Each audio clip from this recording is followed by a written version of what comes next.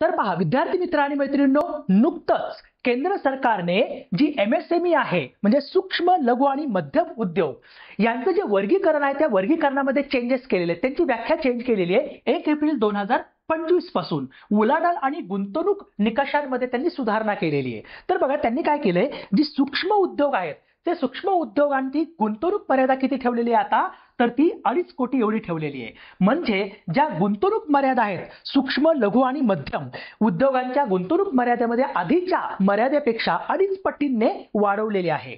आधी 1 कोटी होती ती 2.5 कोटी केलेली आहे आणि उलाढाल मर्यादामध्ये दुपटीने वाढवलेल्या आहेत उलाढाल मर्यादा. तर सूक्ष्म उद्योग म्हणजे काय, तर त्याची गुंतवणूक मर्यादा 2.5 कोटी ठेवलेली आहे आणि उलाढाल मर्यादा ही आता 10 कोटी, पूर्वी 5 कोटी होती आता ती 10 कोटी करण्यात आलेले म्हणजे दुप्पट करण्यात आलेली आहे. आता लघु उद्योग म्हणजे कुठले, ज्या लघु उद्योगात म्हणजे ज्या उद्योगांची गुंतवणूक ही 25 कोटी असेल आणि त्यांची उलाढाल मर्यादा ही 100 कोटी एवढी असेल त्याला आपण काय म्हणतो, लघु उद्योग म्हणतो. आणि जे मध्यम उद्योग आहेत त्यांच्यासाठी गुंतवणूक मर्यादा 125 कोटी तर उलाढाल मर्यादा ही 500 कोटींची ठेवलेली आहे. तर हे तुम्हाला लक्षात ठेवायचंय पूर्व परीक्षेच्या दृष्टिकोनातून, कारण याच्यावरती प्रश्न येण्याचे चान्सेस जास्त आहेत.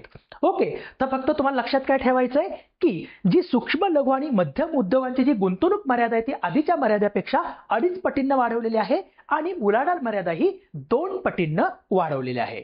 सो हे लक्षात ठेवण्याचा प्रयत्न करा, याच्यावरती तुम्हाला 100% एक तुम्हाला प्रश्न पूर्व परीक्षेमध्ये दिसेल. So thank you so much.